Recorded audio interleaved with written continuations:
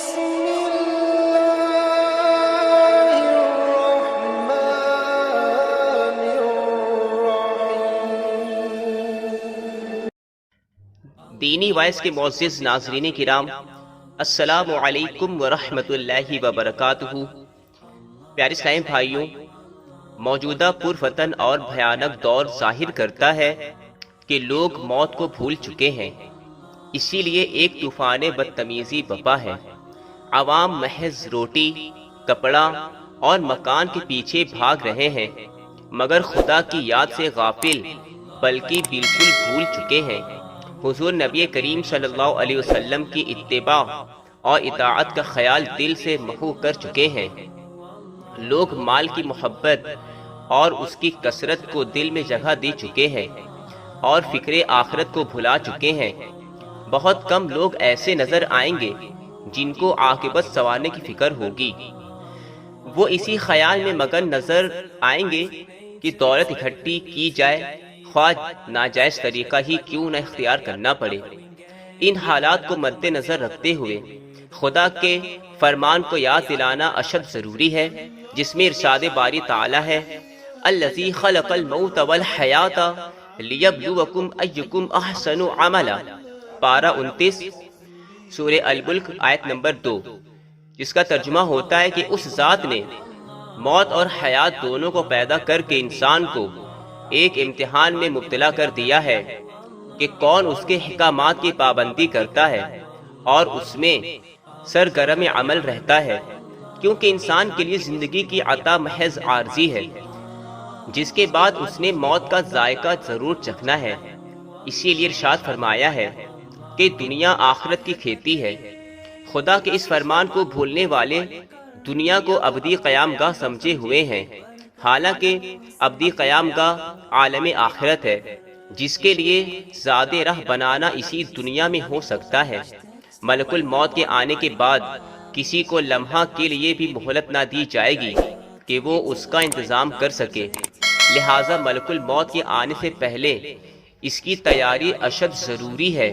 لہٰذا موت کے بعد انسان کے ساتھ کیا ہونے والا ہے، اس کا حال اور منظر پیش کرنا انسان کے لیے درس عبرت ہے، بلکہ در حقیقت ایک انمول تحفہ ہے کہ جس طرح حجاج کرام کو سفر حج مقدس کے لیے ایک کتابچہ دیا جاتا ہے تاکہ مناسک حج کی ادائیگی میں ان کی مشکلات دور ہو جائیں، اسی طرح عالم برزخ کا بیان بھی سفر آخرت کی تیاری کے لیے مشکلات دور کرنے کا ایک مؤثر ذریعہ ہے۔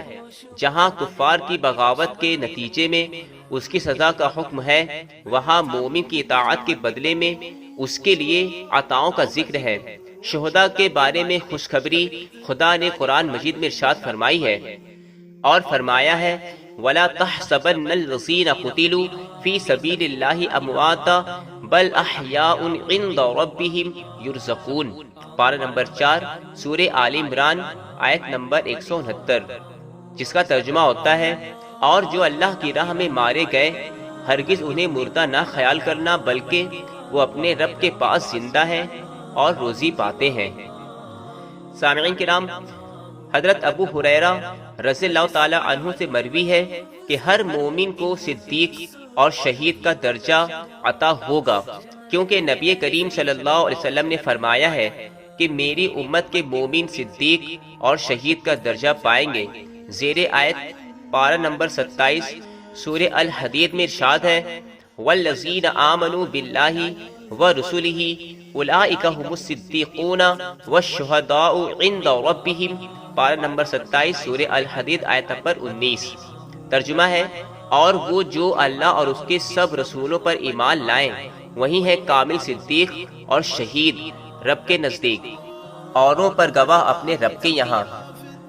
سامعین کرام، صادق وہ جس کی زبان سچی ہو، صدیق وہ جس کے خیال سچے ہو، صدیق وہ کہ واقعہ اس کے کہنے کے مطابق ہو، جو کہہ دے وہی ہو جائے، وہ جس کو جنتی کہیں وہ جنتی۔ تو سامعین کرام، معلوم ہوا کہ انسان دنیا میں اپنے ایمان کی تکمیل کی فکر کرے اور حضور صلی اللہ علیہ وسلم کے ارشاد کے مطابق لا یؤمن احدکم حتی اکون احب الیہ من ولده وولده والناس اجمعین۔ جب تک کسی کے دل میں محبوب خدا کے ساتھ اپنے ماں باپ اور دنیا و ما فیہا سے بڑھ کر محبت نہ ہوگی، اس کا ایمان کامل نہیں ہو سکتا۔ اللہ رب العزت نے قرآن مجید میں ارشاد فرمایا ہے، اِنَّا أَرْسَلْنَاكَ شَاهِدًا وَمُبَشِّرًا وَنَذِيرًا لِتُؤْمِنُوا بِاللَّهِ وَرَسُولِهِ وَتُعَزِّرُوهُ وَتُوَقِّرُوهُ وَتُسَبِّحُوهُ بُكْرَةً وَآصِيلًا۔ پارہ نمبر 26 سورہ الفتح آیت نمبر 8 اور 9۔ سامعین کرام، اس بات پر ایمان لانا ہے کہ حضور قیامت میں سب کے گواہ، خوشخبری سنانے اور ڈر سنانے والے ہیں۔ اللہ تعالیٰ نے ان کو یہ مقام عطا کر کے بھیجا ہے کہ نہ صرف ایمان لائیں اللہ پر اور اس کے رسول پر، بلکہ حضور صلی اللہ علیہ وسلم کی عزت و توقیر کریں اور صبح و شام اللہ کی عبادت کریں۔ لہٰذا اس پر خاتمہ ہو، اور جس کا خاتمہ ایمان پر ہوا وہی کامیاب ہوا، کیونکہ اسے رب کی طرف سے سلام کا پیغام بوقت نزا نصیب ہوتا ہے، جیسا کہ قرآن مجید فرقان حمید میں ہے، هو الذی یصلی علیکم وملائکتہ لیخرجکم من الظلمات الی النور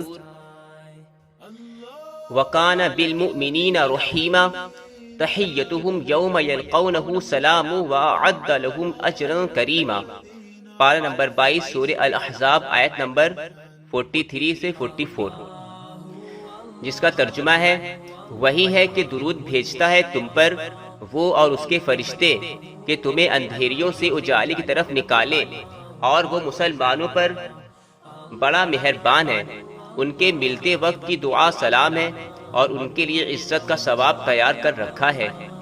سامعین کرام، اس میں ملنے کے وقت کی دعا سلام سے مراد یہ ہے کہ جاگنے کے وقت ملک الموت خدا کا سلام پہنچاتے ہیں، قبروں سے نکلتے وقت سلام، جنت میں داخلے کے وقت سلام رضوان جنت پیش کرتے ہیں، اور جنت میں بوقت لقا خدا کا سلام، جو سلام قولا من رب الرحیم ہے۔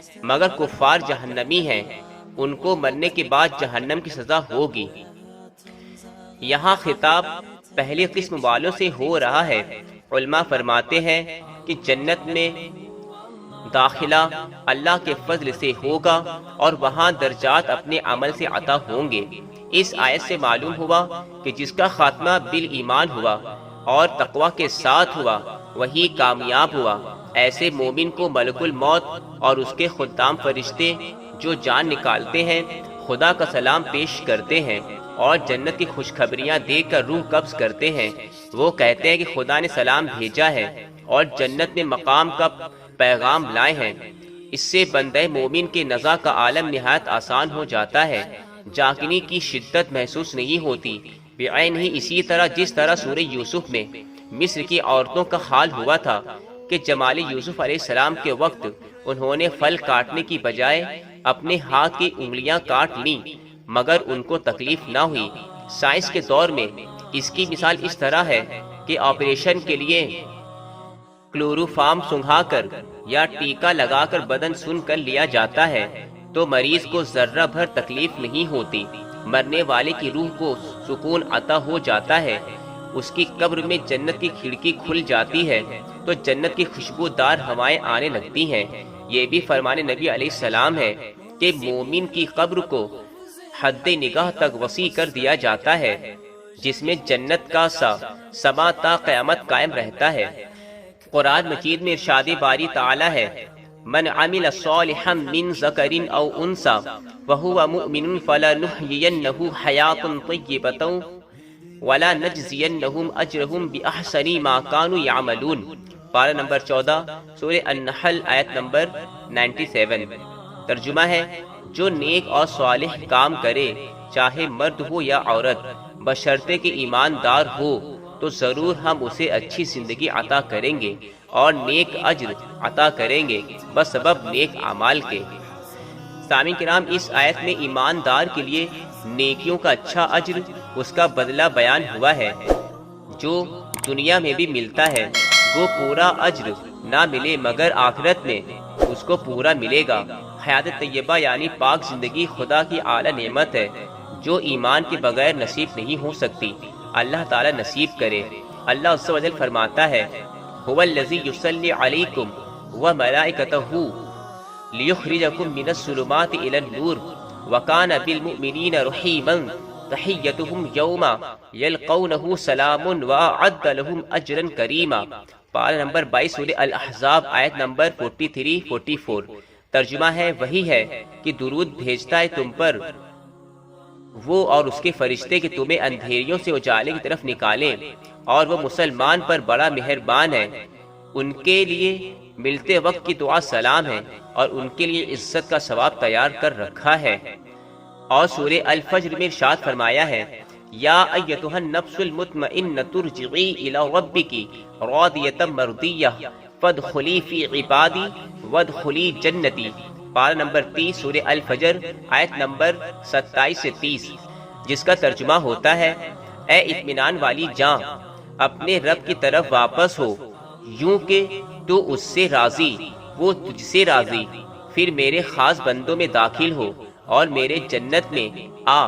انسان کے 3 درجے ہیں، نفس امارہ جو انسان کو برائی کی طرف رغبت دیتی ہے، نفس لوامہ جو گنہگار کو گناہ کے بعد ملامت کر کے توبہ کی طرف رغبت دیتی ہے، نفس مطمئنہ جو اللہ والوں کو ذکر یار سے اور آخرت میں دیدار یار سے مشرف ہو کر سکون و اطمینان کا باعث ہوتی ہے۔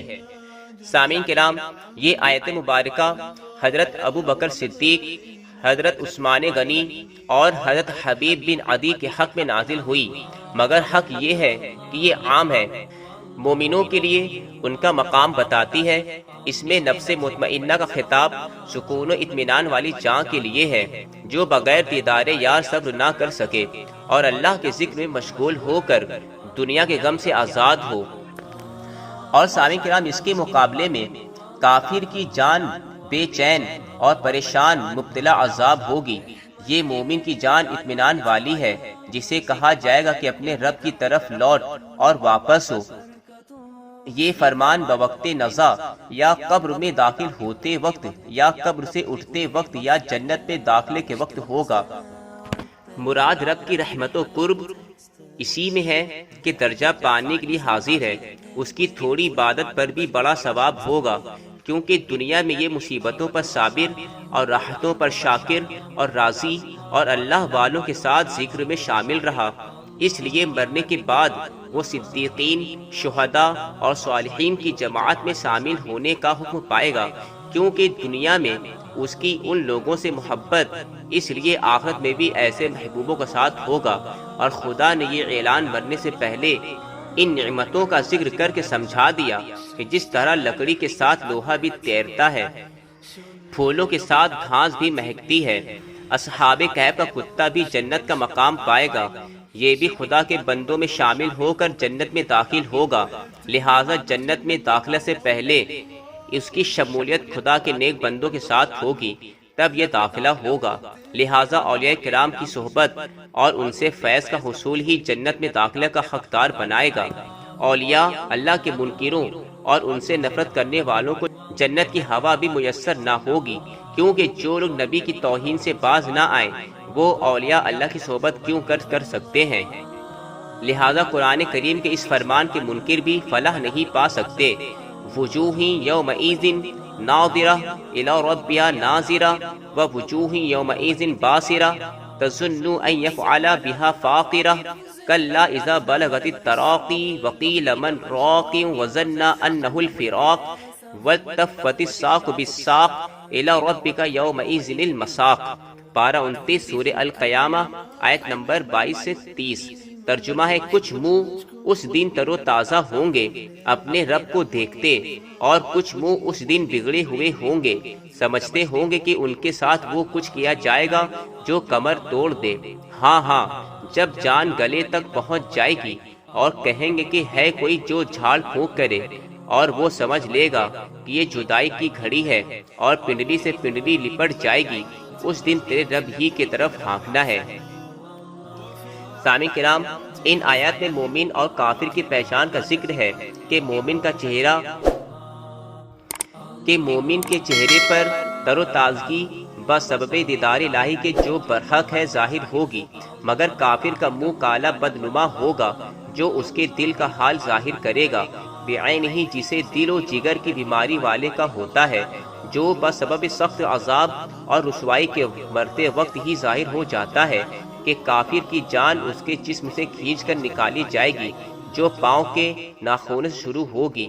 اس وقت کافر جھاڑ پھونک کا مطالبہ کرے گا تاکہ اسے شفا ہو اور وہ بچ جائے، یا پھر اس کی جان آسانی سے نکلے، یہ سمجھتے ہوئے کہ اب جدائی کی گھڑی ہے۔ اپنے بال بچوں اور گھر بار کو وہ چھوڑ کر جا رہا ہے جس کا اسے بہت کچھ دکھ ہوگا، مگر وہ عذاب الہی میں گرفتار ہو کر مثل جانوروں کے ہانکا جائے گا، ذلت کا عذاب اس کی کمر توڑ دے گا۔ اس کے برعکس مومن عذاب الہی سے محفوظ رہے گا، دیدار الہی کا جذبہ اس کے چہرے سے ظاہر ہوگا، بالکل اسی طرح جس طرح پیارا پیارے سے ملتا ہے۔ ان چند آیات کو پیش کرنے کے بعد اور مرنے کے بعد کیا ہوتا ہے یہ سارا بیان کیا گیا ہے۔ یہ قصہ لطیف ابھی ناتمام ہے، جو کچھ بیان ہوا وہ آغاز باب تھا۔ سامعین کرام، اس ویڈیو کو اپنے دوستوں میں ضرور شیئر کریں اور ہمارے چینل دینی وائس کو ضرور سبسکرائب کر لیں تاکہ آنے والی دوسری نئی ویڈیو کی نوٹیفیکیشن آپ کو سب سے پہلے ضرور مل جائے۔ اب انشاءاللہ تعالی دوسری نئی ویڈیو میں ملاقات ہوگی۔ السلام علیکم ورحمۃ اللہ وبرکاتہ۔